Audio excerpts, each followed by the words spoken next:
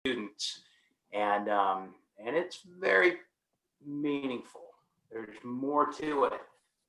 Anyway, we'll talk about that later a little bit. But as you're joining, as we're getting started here, take a second and type in the chat box, or go ahead and unmute and share something that brought you joy this week. So that's our question, a little connection here before we get started with this seminar. So what brought you joy this week? I'm going to stop sharing so that I can either see responses or see people if they unmute and share. Laughing with my parents. Oh, Head Start class via Zoom. Oh my goodness, I can't imagine the little voices. Oh. Leaf pile. Oh yeah. Oh, Robin, a grandson. Oh my goodness. Dinner on the porch, going for walks. Oh, yeah, we're on that. 3-year-old big hugs. Oh, Sarah, your little one can't be 3 already. Oh my goodness.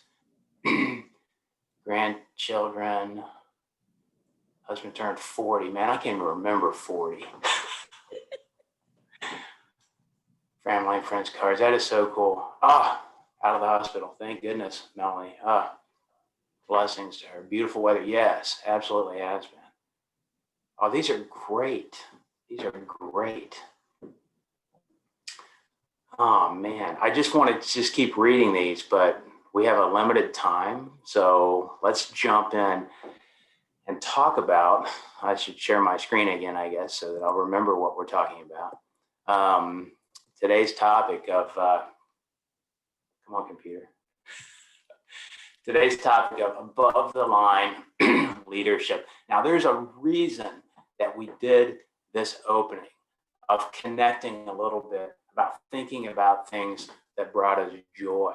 It's meaningful beyond just a random question. And I'll talk about that later. But right now, let's jump into this idea of above the line leadership. We've got 45 minutes. Let me find my phone here so I can keep track of the time, because it doesn't show up when I'm in full screen mode, and just fly through this. So this is extracted from a grad class that I'm teaching actually this semester. It's just one module. It's actually a piece of one module. And briefly, I want to talk about theory into practice, emotional intelligence, your EQ, your EI, depending on how you say that.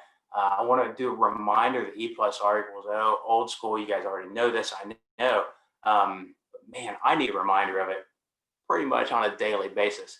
A few excerpts from Above the Line, Urban Meyer's book, and then what he presents as these 6 skills for responding. And I contend that you'll probably only ever need to remember 2 of them.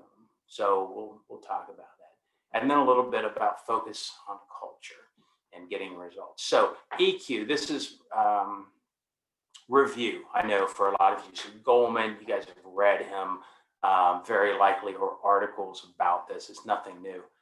But just to remind ourselves, just real quickly, of the broad definition of what we're talking about here, it's that recognition of our own and other emotions, others, how we discriminate those different feelings. But the critical piece is, how do we use the emotional information?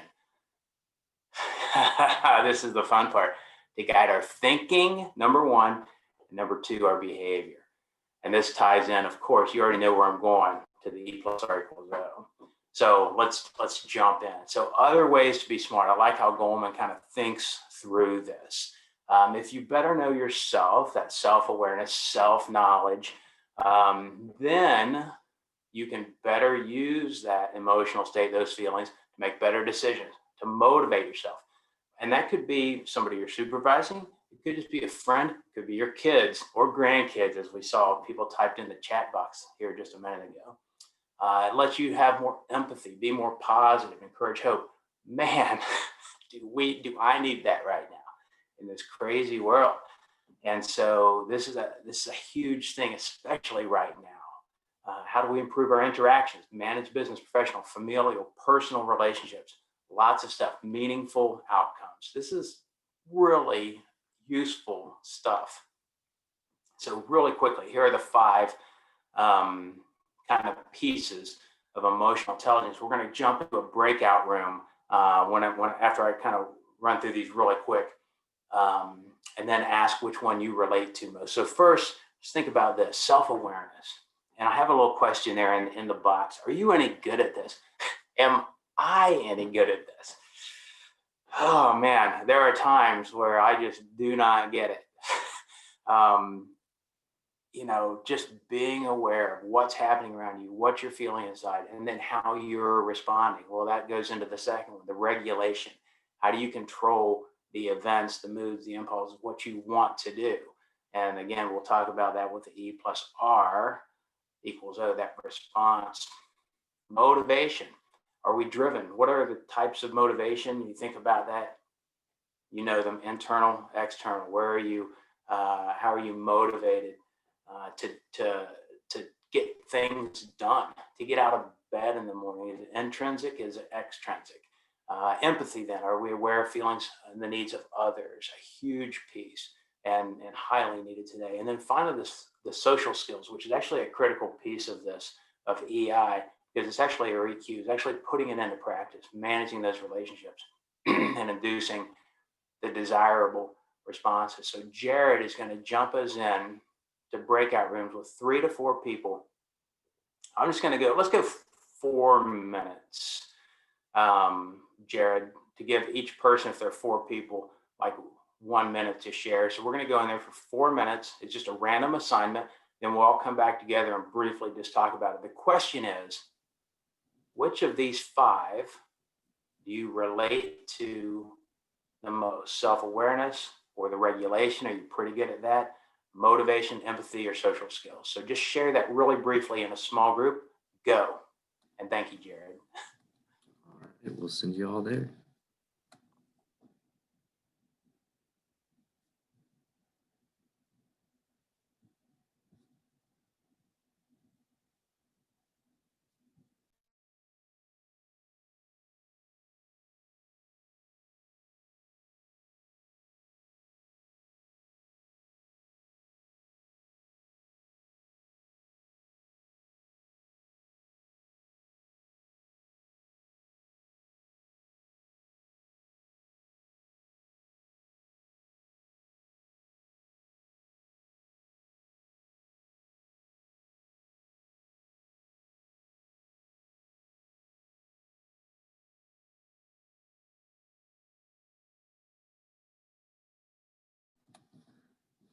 Hi, Laura. We just went into breakout rooms, but it's only for a couple of minutes, so I may just leave you here for a few seconds until they come back. Okay, that's fine. Thank you. Sorry.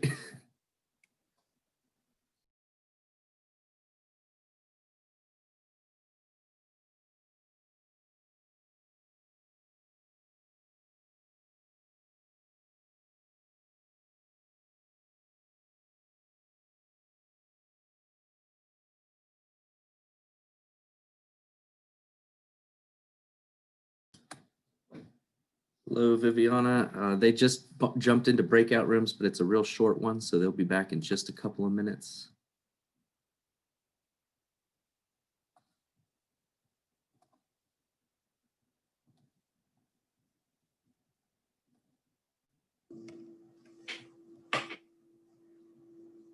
Hi, Emily. They just jumped into breakout rooms, but it's only a couple of minutes, so they'll be back shortly. Okay, I was actually on my phone in a breakout room and I didn't hear anything, so I wanted to hop on my computer anyhow. Okay, all right. I thought I saw your name assigned. Do Yeah, you want me to throw you back in the room? I can just hang here till they're done if it's going to be fast. Okay, yeah, it's only about 90 more seconds. Is that your real background? No, that is a virtual background. That's one of the libraries on campus. I think it's Thompson, but yeah. Yeah, this one looks more real than many of the others I've seen. Yeah, it really does. Yeah. I don't see any glitching either. That's probably just lucky.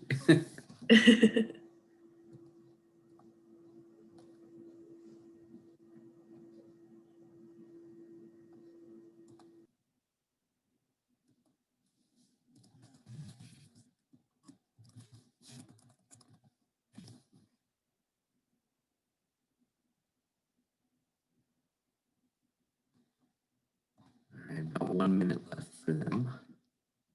So they were discussing, Emily, I think you saw the slide. Laura, you may not have. Brian went through 5 points of emotional intelligence, and they're discussing which point they feel they are good at or are best at. So as we come back, we'll probably have a quick debrief about, I'm sure he'll pop that slide back up so you can all see the point that he's talking about. I'm actually in his class right now, and so Oh, nice. pretty well versed on emotional intelligence. We had that a couple weeks back. Sure. I'll be curious what others have to say. Yeah. And so good morning, everyone else joining us. If you're new to the session this morning, they just jumped into breakout rooms. They're about done, about 5 more seconds. And then people will start to come back in here.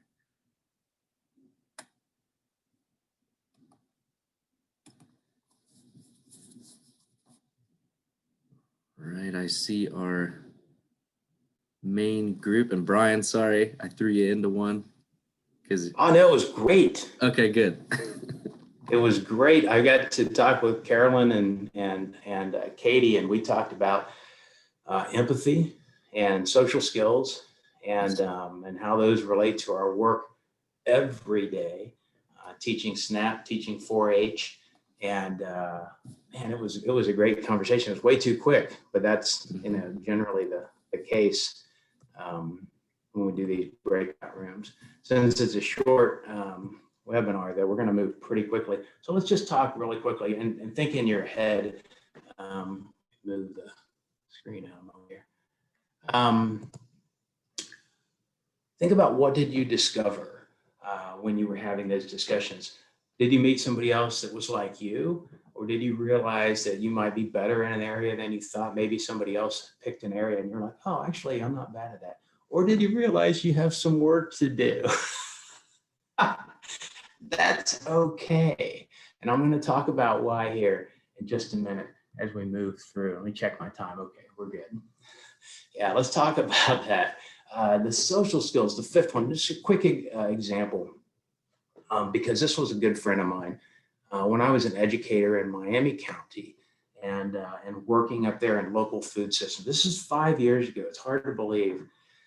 This was our first locavore dinner that we put on. And Deb Chard, this amazing person, local businesswoman, she coordinated 5 different chefs, and chefs are pretty independent people. They're in the inset photo there, actually at the event cooking.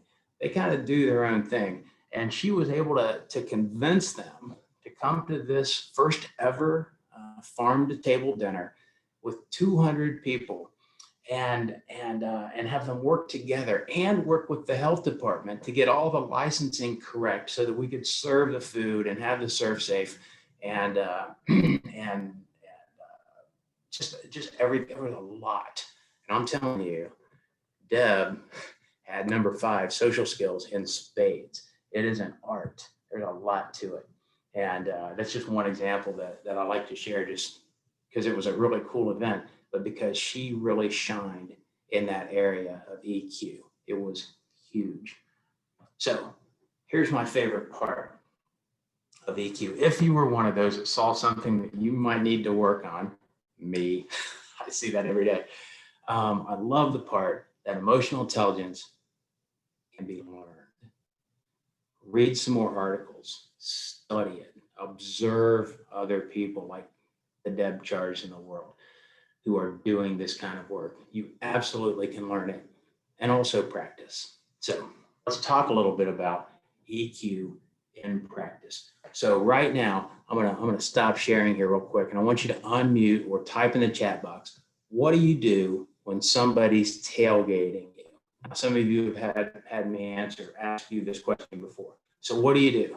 Give me a chat box, or just go ahead and unmute and just tell me. They're right up there on your bumper. They're just right there. Come on. Yell at them. Yell at them. Slow down. Scream at them even though they can't hear me. Right. Well, they might be able to hear you. Get nervous. Oh, I do a little bit sometimes. I wave. How do you wave? Wait a minute. How do you wave, Lily? You don't wave with one finger. Did I just say that?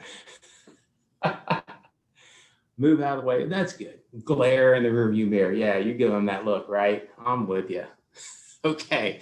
Well, let me share a little story that happened just a couple of years ago. Allegedly, I may have been driving a little too close to some guy that was in front of me, okay? This is just a story. Actually, okay, it happened. So here it is. I'm driving along. This guy is on his Sunday afternoon going nowhere. I have no idea why. And I may have just been a little too close on his bumper, but finally he puts on his blinker to turn and get out of my way. I'm like, thank you. Halfway through the turn, he hits the brakes. And I literally had to like swerve out of the way. Okay, I was too close. And I was mad. So that glaring thing, I'm like, yeah, buddy, that was just to be mean. I'm going to give you the look. So as I'm going by him, I look over to give him that, and guess what? He's waving at me with one finger. And I really wanted to wave back. But right then, I'm not kidding. As I'm looking at him, waving at me, there's my 15-and-a-half-year-old daughter. And I'm not joking. We were going to like the school or probably the church parking lot to practice her driving skills so that she could get her permit and license. And immediately, I'm not kidding, immediately, this phrase jumped into my mind because I knew that I had failed completely. And it was Tim Kite when he spoke at an annual conference a few years, it's been 5 years ago. Always respond above the line. I took that deep breath and I thought, man, how I know this stuff. I teach this stuff to grad students, to undergrad students, to my extension audiences, and I blew it. So a lot of you have probably read this. It's a great book. If you're a sports fan, it's even better because it gives a lot of football analogies in there. But if not, it's a really great leadership book to think about the examples, really stuff. So Meyer talks about the two ways we can respond, above the line, below the line. So that above the line, we're engaging our executive brain. It's that on purpose, intentional thing. We're using our skills.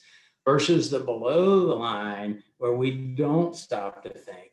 We just impulsively react instead of responding. It's that autopilot, emotional thing. The guy waving at me. Even though it was my fault, I was still mad at him, wasn't I? Whose fault was it? Mine. So what do? How do you control that? Well, on the football field, Urban Meyer talks about the not winning the game, but making that run, getting that next 10 yards. And I think that our leading and responses are perhaps more important because the work we're doing in Extension and in ACEL, our Ag Communication Education Leadership Department where I teach, we're impacting people, communities, health, the environment. So our rooms and our response areas look a little different, like in the picture below, but they're and I contend that they're probably more important. So what's the formula? Again, you guys know this. There may be a couple of you that haven't seen this, but generally people have seen this, and it's the event plus a response. And Tim, I love what he said. I still can hear him. It takes 10 seconds to understand. 10 seconds, you can memorize it. But then it's a lifetime to actually master this. I learned that, and I'm still learning it today. So Canfield, I tried to research this back as far as I could. I found Canfield had written about this back in 2004. He actually credited a psychologist, I think in California back in the late 90s that kind of formulated it. and first started talking about it or writing about it. But Tim and Brian say, and Urban Meyer, the football team, was not a quick fix. Just change it the way you work. You have to change the way you think. And so that's the critical piece that a lot of times we don't get. So how do you do it? The event happens, there's your E, plus the R is your response. That is not reaction, but your response, because if we're reacting, we're below the line, and our outcome is who knows. But if we respond, then we've got the good outcome. So here are the 6 ideas that Urban Meyer posits in his book that can help us get in this right mindset and have a good O, the good outcome, which is our purpose. So first, press pause, slow down and think. Easy enough. Second, get your mind in a productive emotional state instead of that response, below the line kind of state. Engage your executive brain. 3, step up to now. I like this idea, win the moment. I'm thinking football analogies, of course. But getting in that moment so that you can, again, respond thoughtfully. Adjust and adapt. Mental change makes all of this work. What challenges do I personally need to make? How can I change what I'm thinking or doing so that I get the better outcome? Then make the difference. This is the key thing. Your response, your R, creates an E for somebody else. That's a huge thought. And we'll talk about that. I'll mention that one more time. And then build skill. Grow beyond your talents. You can actually learn to do this. I am no good at memorizing 6 of anything. It just doesn't stay in my brain. And I see a couple of people here. Amanda Riz has been in one of my classes that I've taught. She'll laugh. But I can remember the first one, press pause. And in fact, every time I screw something up, that's what jumps into my mind. Press pause. If you just stop for a second, take a breath, all of a sudden, you don't need to remember the rest of them. I never have, because I immediately know when I press pause, take a breath, my mind focuses, and I realize, okay, we need to shift gears here. Now, I'm still not always good at it. Believe me, I'm still practicing. But so you don't have to know 6 things. Just remember the press pause. So your E is the response for somebody else. This was Tim at the annual conference 5 years ago. Seems like yesterday, but I can still hear him. I talked to him after and said, dude, can I share this? He said, yeah. And so we just chatted for a minute. This is impacting stuff. He speaks all over the country and the world and teaches this. So it's really good stuff. Whatever our business is, Tim said, we want the outcomes. We want the results. So real quick aside or an additional piece here on working with our audiences, whether they're our 4-H audiences, our students, our families, or people we supervise. Tim gives this idea that most of the time as leaders or supervisors or even teammates, we start by looking at the results, the outcome that we want to get. He says, that doesn't do any good because that's the dashboard. Oh, where's my slide advancing there? Sorry about that. Instead, looking at the numbers, he says, won't make any behavior change. That's wrong. So instead of looking at those numbers, looking at the dashboard, the results, what Tim says we need to do, here we go, sorry, my thing's jumping, is look at the culture. Leaders create culture. That's the engine that designs or that drives the behavior, and then the behavior produces the result. It's not your strategy, it's not your business plan, and you create that culture either by design or default. And that's your above the line, below the line. Key question, what does the situation require of me? Executive brain, above the line responding, not emotive, below the line reaction. It's a huge question. And in our meetings, this is extension every day. In these rooms, we're doing things, we're making impacts on our community. And so this is the critical stuff. So I wanted to leave some time, and I did. It's just now 27 after. So key focus or the takeaways to think about. Self-awareness, self-reg, motivation, empathy, social skills. What one of those might you want to focus on here in this next day or two? Not the next month, not this next year, the next day or two. I like to have immediacy when I'm teaching because, you know, we see these things and we get excited about it, but then they trail off.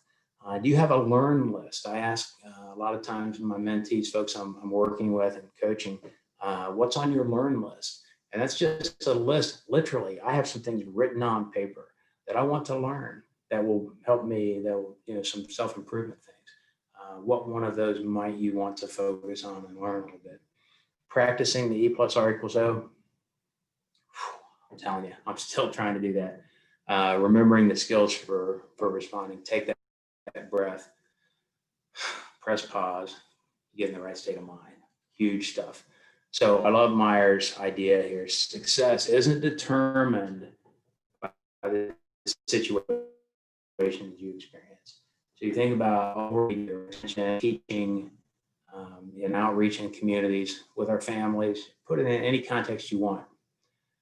Success is not determined by what we do or what happens to us, because that's just what happens to us. And life happens to all of us, good and bad.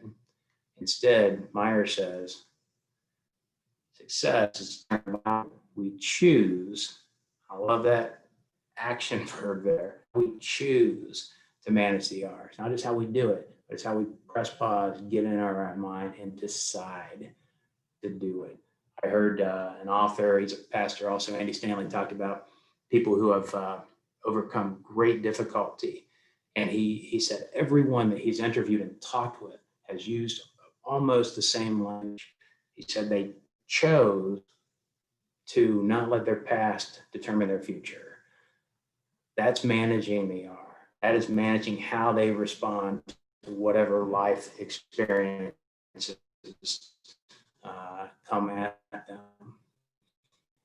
And that's a really powerful thing, really powerful stuff. To be able to do that, absolutely. We are talking with our students this semester in my teaching on campus, mental health awareness. Make those calls, make those connections. The stress levels are higher than we probably want to admit right now. So get help making a choice to manage that R. But if you can do it, it's really powerful and it will really take you down the road. Good stuff. So homework. How will you respond the next time somebody's tailgating you right up there on your bumper? What are you going to do? So final note, and then some questions or some discussion if anybody has some thoughts on this. The opening question was not random.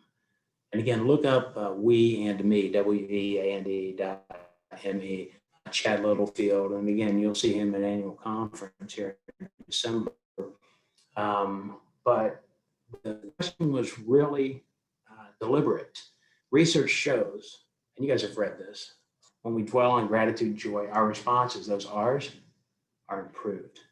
It's a big deal. It makes a difference. And so starting out this kind of a conversation about E+R=O, about our responses, setting the frame of joy and reading all those things that you guys put, man, that blessed me. I was like, wow, that is good stuff. And it absolutely got my mind moving toward that really positive thing. So let's, it's 9:30 and that was my goal. Thanks, Jared, for putting the We and Me link in there. So any thoughts on, I just threw a bunch of stuff at you, extracted from a couple of different course segments. So any thoughts that jumped out at you or that you would like some additional information on or explanation?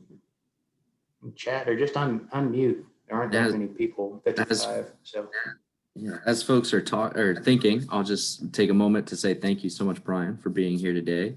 and Beth Flynn, my colleague on the ACEL side, for helping organize and put together this series. So thank you very much, Beth and Brian, for being here. Appreciate that. I also wanted to share a little bit of background that people don't know too well about Tim Kite. So that was always received really good anecdotal and feedback on our surveys. Well, what folks don't know is that Tim was actually on his way to the event that morning. He was the opening speaker, and he was held up as a witness of a car accident. And he was supposed to go on, I think, at 9:15. He walked in the door at 9:10, and we had to scramble to get his PowerPoint and but my point being that a lot of people could have come in 5 minutes before they're supposed to go on and speak in front of 500 people in a pretty panicked situation. But he was calm. I stayed calm, somehow, and we got it going, and by 9:15, he was up there and the crowd never even knew that he was potentially late. So just to show he does practice what he preaches, in a moment's notice. So It blows my mind. I had no idea. yeah. And I chatted with him for probably 5 minutes after that, and he did not even mention it. Mm-hmm. Yeah. Wow. Yeah. So yeah. Other thoughts? Share that. Yeah. Thank you, Jared. Holy cow. No problem. Food for thought. Thanks, Carolyn.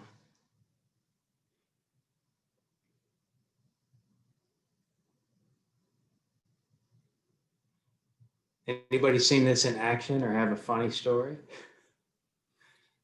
Our local public school has implemented this starting in kindergarten, and they start talking about E+R=O from the very beginning. And they implemented this in 2017, and the behavior issues have reduced quite a bit, and it's implemented from K through 12.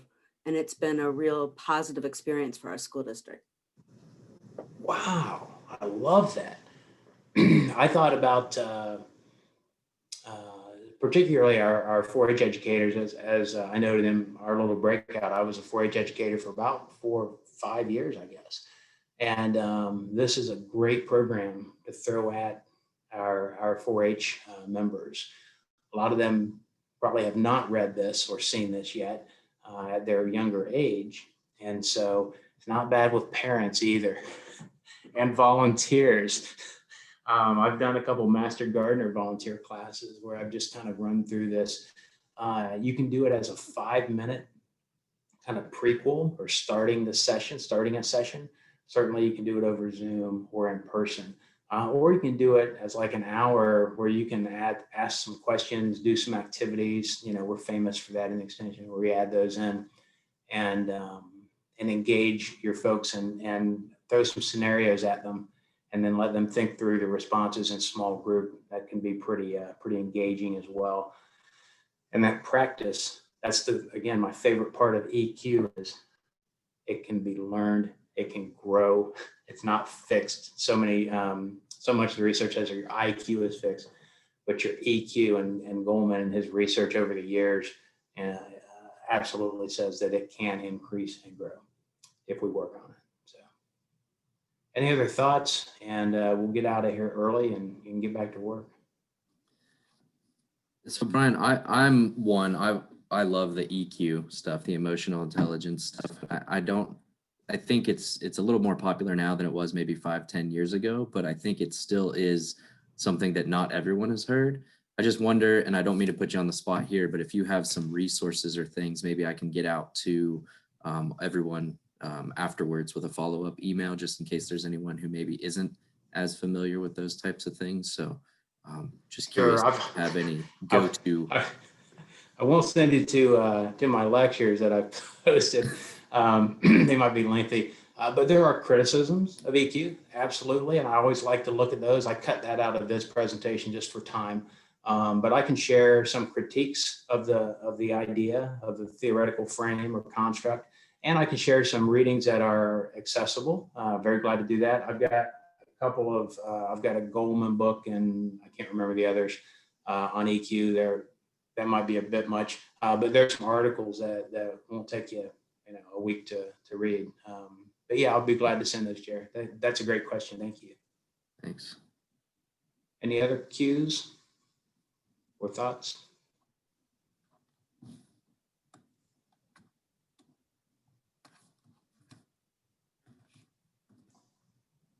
Well, holler, I'm hanging around. Always glad to chat, and always glad to work with you guys, Jared and Beth and the Leadership Center. Very appreciative. Everybody hang in there. Life's good. We're gonna make it. So good to see everybody. Thanks for joining. Thanks, everyone. And please make sure to go to our landing page for Brian's recording will be on there shortly, and then information about the upcoming sessions for the ACEL 2 extension series. So it's go.osu.edu/ACEL2 extension. I'll put that back in the chat again. I think it got a little lost there with all the thank yous. We appreciate the gratitude for sure. Brian, again, thanks for your time, and Beth for your work on the ACEL side of things. We certainly appreciate that. And we'll hang around for a few minutes if anyone has anything, but thanks so much for being here, and have a great Thursday.